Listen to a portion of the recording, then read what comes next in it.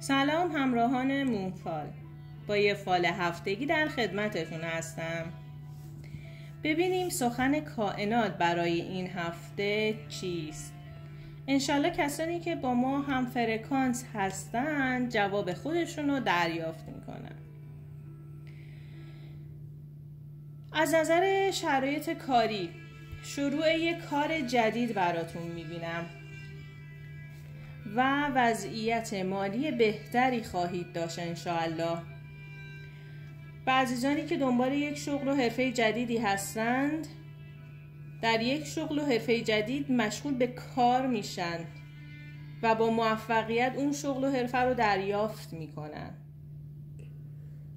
ناراحتی، سختی، بستگی، نگرانی که به خاطر کارتون داشتین از بین میره.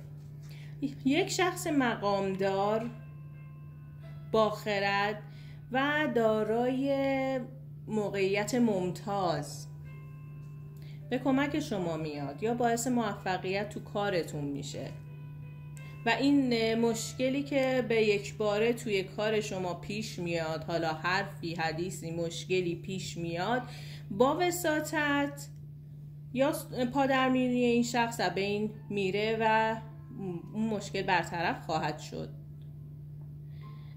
قدرت و نیروی جدیدی، موفقیت جدیدی براتون میبینم دوستای عزیز. شخصی که سعی میکنه آبو براتون گلالود کنه ناموفقه و دست خالی میمونه، کاری از پیش نمیبره. عزیزانی که کار اداری یا سندی دارن، یه پیروزی همه جانبه و کامل، با یک پیروزی همه جانبه و کامل روبرو هستند انشاءالله. از طرف کیس عاطفیتون ناسازگاری و فریبکاری دارین دوستان. بیشتر مراقب خودتون و سلامتیتون باشین. احتیاط، این هفته خیلی بیشتر احتیاط کنین.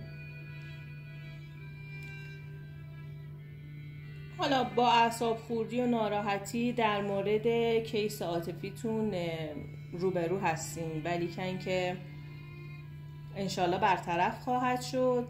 اما در موضع کاری همچنان موفقیت و پیشرفت دارین. و عزیزانی که قصد جابجایی دارن، تا 2 وعده دیگه این جابجایی براشون اتفاق میفته و کاملا خوب و بجاست. کسانی که قصد سفر دارن حتما اقدام کنن که برای سلامتیشون مفیده. جابجایی منزل، محل کار، در هر حال این جابجایی هر چی که هست به نفع شما عزیزان خواهد بود. و با امید موفقیت، سلامتی برای تمام عزیزان، لایک، کامنت، سابسکرایب یادتون نره عزیزان. و تا پیشگویی دیگر، خدا نگهدار.